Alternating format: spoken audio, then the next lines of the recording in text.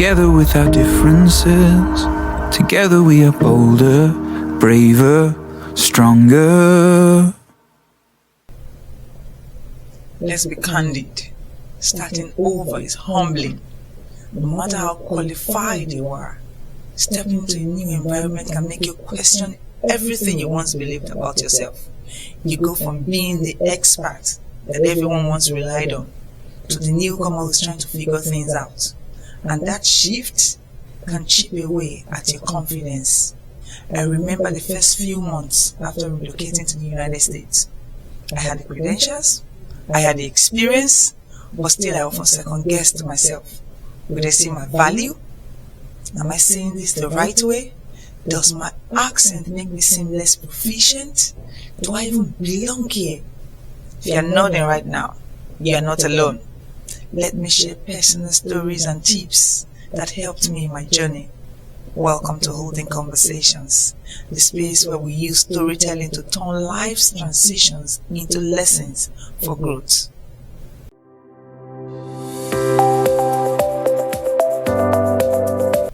For me, the first step to rebuilding my confidence was reclaiming my inner voice.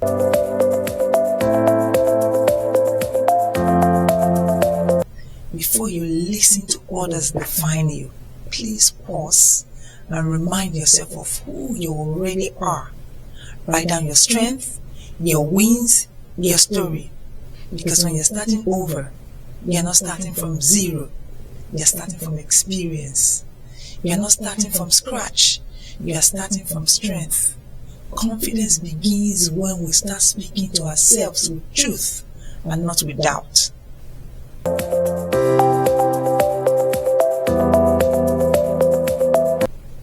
Another thing I did was create small wins super early.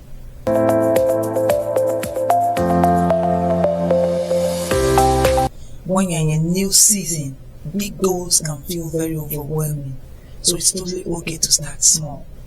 For me, I made a simple handwritten goal for myself.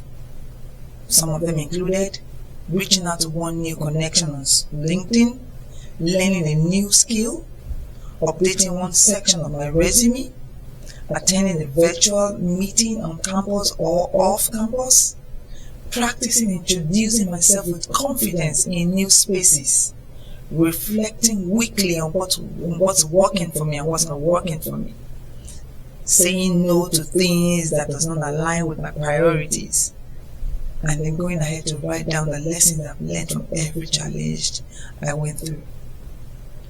Those small wins became evidence that I was still capable, still valuable, and I was still moving forward. Remember, confidence isn't built overnight. It's built in quiet moments when you show up confidently and consistently, even when no one is clapping for you.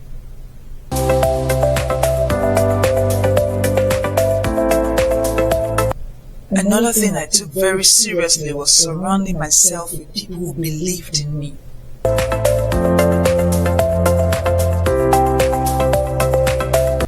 I've learned over the years that when you're starting over, you need people who see your potentials, even when you temporarily can't see it. Mentors, friends, college professors, communities that uplift, not compare.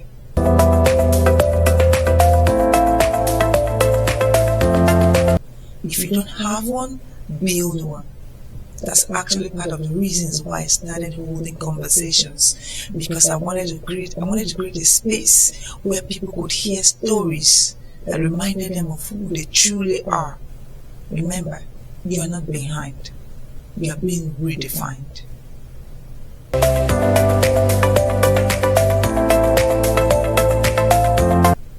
Lastly, I redefined what success looks like.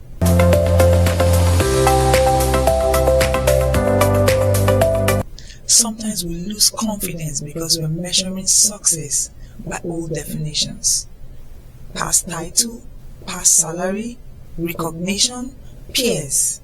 But we forget that sometimes growth requires quiet seasons. Those times when you don't get applauded, when you just keep your head down and redefine success on your own terms and in line with your new trajectory. Remember, we stoop to conquer. Ask yourself, what does progress look like to me in this new season? Maybe it's learning a new skill, maybe it's simply showing up again and again with courage.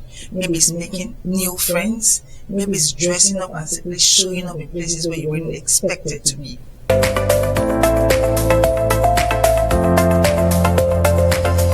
Let me tell you a personal story.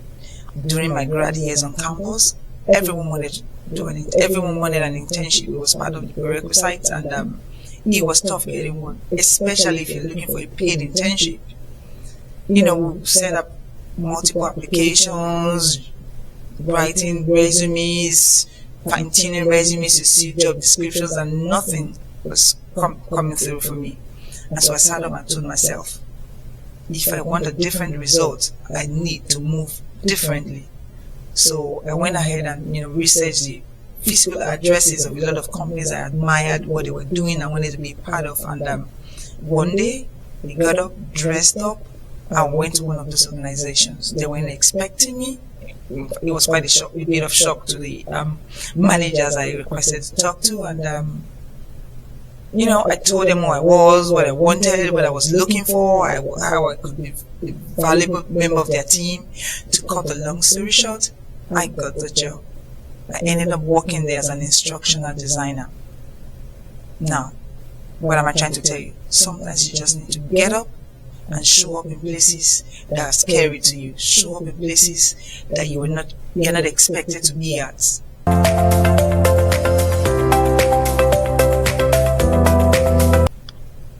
Now here's my call to action.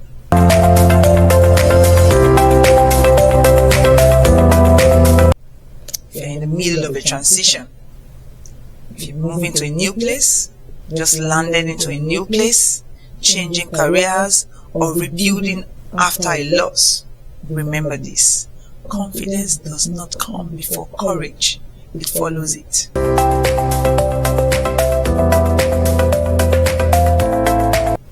Take one small step this week that reminds you of your strength, and when you do, come back and tell us about it in the comment section.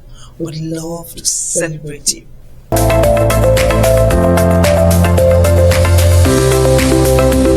Don't forget to like, don't forget to share, don't forget to subscribe if this conversation spoke to you.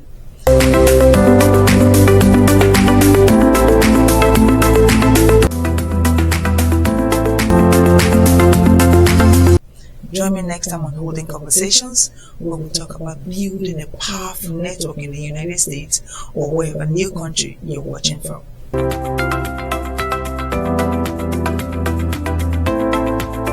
Until then, keep holding space for growth, for grace, and for greatness.